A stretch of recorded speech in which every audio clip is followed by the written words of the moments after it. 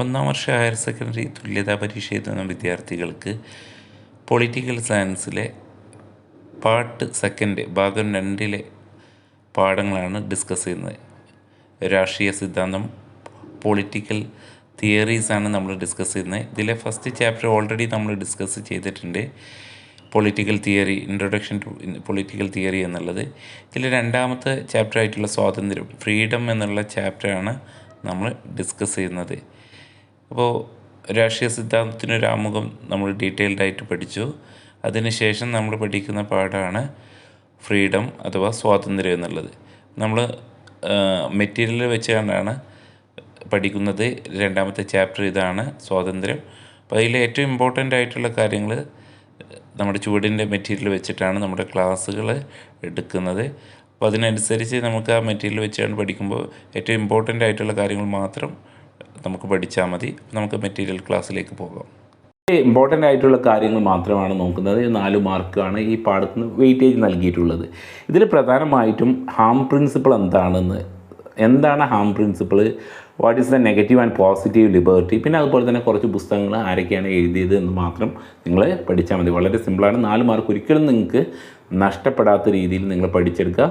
Then first നമ്മൾ പഠിക്കുന്ന harm principle John Stuart മില്ലാണ്, JS മില്ലാണ് ഹാം പ്രിൻസിപ്പിൾ. അപ്പോൾ ഇത് ചോദ്യം 1 വേർഡ് ആയിട്ട് ക്വസ്റ്റ്യൻ വരാറുണ്ട്. ആരാണ് ഹാം പ്രിൻസിപ്പിൾ കൊണ്ടുവന്നിട്ടുള്ളത്? ഹാം പ്രിൻസിപ്പിൾ എന്ന് പറഞ്ഞാൽ എന്താണ്? സെൽഫ് റിഗാർഡിങ് ആക്ഷനും അതേഴ്സ് റിഗാർഡിങ് ആക്ഷൻ, ഈ 2 കാര്യമാണ് ഹാം പ്രിൻസിപ്പിൾ നമ്മൾ പഠിക്കുന്നത് JS മില്ലിൻ്റെ. അതായത് എന്താണ് സെൽഫ് റിഗാർഡിങ് ആക്ഷൻ? ഒരു വ്യക്തിയുടെ പ്രവൃത്തി ആ വ്യക്തിയെ മാത്രം ബാധിക്കുന്നതാണെങ്കിൽ, അതിൻ്റെ കോൺസിക്വൻസ് അയാളെ മാത്രം ബാധിക്കുന്നതാണെങ്കിൽ അതിനെ സെൽഫ് റിഗാർഡിങ് ആക്ഷൻ എന്ന് പറയുന്നത്. അയാളുടെ പ്രവൃത്തി കൊണ്ട് അയാൾക്ക് മാത്രമാണ് ബുദ്ധിമുട്ടെങ്കിൽ അതെന്ത് ചെയ്യേണ്ട? ബാഹ്യ നിയന്ത്രണം വേണ്ട എന്നാണ് ജോൺ സ്റ്റുവാർട്ട് മില്ല് പറയുന്നത്. അപ്പോൾ ഒരു വ്യക്തിയുടെ പരമാധികാരി ആ വ്യക്തി തന്നെയാണ്. അപ്പോൾ അതിൽ രാഷ്ട്രമോ ഭരണകൂടമോ ഇടപെടേണ്ട. അതിൻ്റെ ആഫ്റ്റർ എഫക്റ്റ് ഒക്കെ ആരാണ് സഹിക്കേണ്ടത്? അയാളാണ്. അപ്പോൾ അതുകൊണ്ട് തന്നെ ബാഹ്യമായിട്ടുള്ള ഒരു എക്സ്റ്റേണൽ കൺട്രോൾ അവിടെ വേണ്ട എന്നുള്ളതാണ്. ദെൻ JS മില്ലിൻ്റെ അനിതത്വത്തിൽ മറ്റൊരു പോയിൻ്റാണ് അതേഴ്സ് റിഗാർഡിങ് ആക്ഷൻ, അപരസംബന്ധിയായിട്ടുള്ള പ്രവൃത്തി എന്നുള്ളത്. അതായത് ഒരാളുടെ പ്രവൃത്തി കൊണ്ട് സമൂഹത്തിലെ മറ്റുള്ളവരെ ബാധിക്കുകയാണെങ്കിൽ അതിനെ നിയന്ത്രണ വിധേയമാക്കണം. അതിന് ഗവൺമെൻറ്, ഭരണകൂടം എന്ത് ചെയ്യണം? നിയന്ത്രണം ഏർപ്പെടുത്തണം. അപ്പോൾ ആ സ്വാതന്ത്ര്യം നിയന്ത്രണ വിധേയമാക്കണം എന്നുള്ളതാണ് ആം പ്രിൻസിപ്പിൾ. അപ്പോൾ ആ ആം പ്രിൻസിപ്പിൾ എന്ന് പറഞ്ഞിട്ടുണ്ടെങ്കിൽ സെൽഫ് റിഗാർഡിങ് ആക്ഷനും അതേഴ്സ് റിഗാർഡിങ് ആക്ഷനും ഉണ്ട്. ഒരാളെ പ്രവൃത്തി കൊണ്ട് അയാൾക്ക് മാത്രമാണ് ബുദ്ധിമുട്ടെങ്കിൽ ബാഹ്യ നിയന്ത്രണം വേണ്ട എന്നാണ് JS മില്ല് പറയുന്നത്. ദെൻ അതേഴ്സ് റിഗാർഡിങ്, സമൂഹത്തിലെ മറ്റുള്ളവരെ ബാധിക്കുന്ന വിഷയമാണെങ്കിൽ അതിൽ ഗവൺമെൻറ് ഇടപെടണം അല്ലെങ്കിൽ ഭരണകൂടം ഇടപെടണം എന്നുള്ളതാണ്. Then what is A positive and negative liberty എന്നുള്ളത് ചോദിക്കും. ഇതിൽ ചോദിക്കുന്ന മറ്റൊരു ചോദ്യമാണ് what is A positive and negative liberty എന്നുള്ളത്. എന്താണ് പോസിറ്റീവും നെഗറ്റീവും ആയിട്ടുള്ള ലിബർട്ടി ചോദിക്കുന്ന ചോദ്യമാണ്. ഇതിൽ യാതൊരു നിയന്ത്രണമില്ലാത്ത സ്വാതന്ത്ര്യമാണ്, വ്യക്തികൾക്ക് ഇഷ്ടമുള്ള എന്തും ചെയ്യാനുള്ള സാഹചര്യമാണ്. നിയന്ത്രണങ്ങളില്ലാത്ത പരിപൂർണ സ്വാതന്ത്ര്യമാണ് നിഷേധാത്മകമായിട്ടുള്ള നെഗറ്റീവ് ലിബർട്ടി. ഇവിടെ കയ്യൂക്കുള്ളവനാണ് കാര്യക്കാരനായിട്ട് വരുന്നത്. ഇവിടെ ഒരു തരത്തിലുള്ള ബാഹ്യമായിട്ടുള്ള നിയന്ത്രണം ഉണ്ടാവില്ല എന്നുള്ളത്. ക്രിയാത്മക സ്വാതന്ത്ര്യം, പോസിറ്റീവ് ലിബർട്ടി എന്ന് പറഞ്ഞാൽ നിയന്ത്രണങ്ങൾക്ക് വിധേയമായിട്ടുള്ള സ്വാതന്ത്ര്യം അനുവദിക്കും. അപ്പോൾ മാത്രമേയാണ് നമ്മൾ നമ്മുടെ സ്വാതന്ത്ര്യം എല്ലാവർക്കും അവരുടെ സ്വാതന്ത്ര്യം അനുഭവിക്കാൻ കഴിയൂ എന്നുള്ളതാണ്. അപ്പോൾ സമൂഹത്തിലെ എല്ലാവരുടെയും സ്വാതന്ത്ര്യം സംരക്ഷിക്കാൻ ചെറിയ തോതിലുള്ള നിയന്ത്രണങ്ങൾ ആവശ്യമാണ്. ഇന്നത്തെ എല്ലാ ജനാധിപത്യ രാജ്യങ്ങളും ക്രിയാത്മക സ്വാതന്ത്ര്യമാണ് പ്രദാനം ചെയ്യുന്നത്. അപ്പോൾ ഒരു നിയന്ത്രണങ്ങളും ഇല്ലാതെ ഇരുന്നാൽ സമൂഹം അരാജകത്വത്തിലേക്ക് വഴിവെക്കും.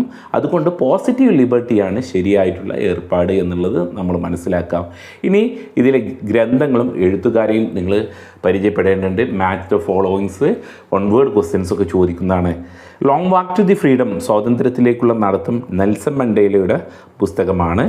Then freedom from fear, Aung San സൂകിയാണ്.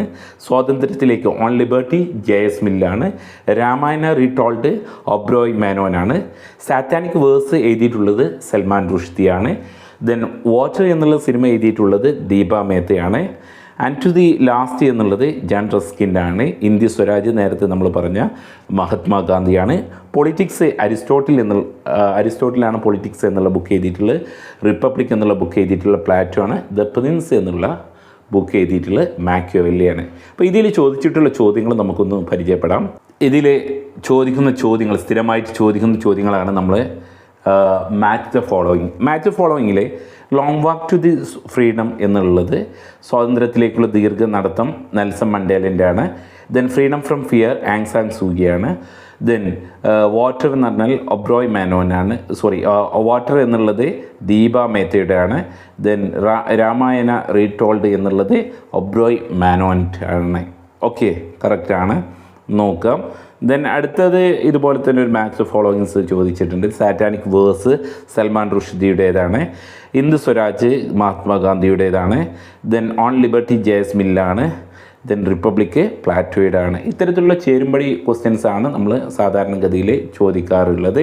Then നമുക്ക് നേരത്തെ തന്നിട്ടുള്ളത് പോലെ തന്നെ right on the positive and negative liberty എന്നുള്ളത് ഓക്കെ, ബാഹ്യമായിട്ടുള്ള നിയന്ത്രണമില്ലാത്തതാണ് നെഗറ്റീവ് ലിബർട്ടി.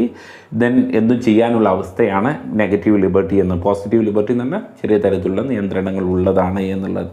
ഹാനി തത്വം എന്താണെന്ന് വിശദീകരിക്കുക എന്ന ആശയത്തോട് ബന്ധപ്പെട്ട ചിന്തകൻ ആരെന്ന് കണ്ടെത്തുക. ജെഎസ് മില്ലാണ്. ഒരാളുടെ സെൽഫ് റിഗാർഡിങ് ആക്ഷനും അതേഴ്സ് റിഗാർഡിങ് ആക്ഷൻ, ഇത് എക്സ്പ്ലെയിൻ ചെയ്താൽ മതി. ഇത് മാത്രമാണ് ഈ പാഠത്തു നിന്ന് ചോദിക്കുന്നത്. ഓക്കെ, നന്നായിട്ട് പഠിക്കുക. Thank you.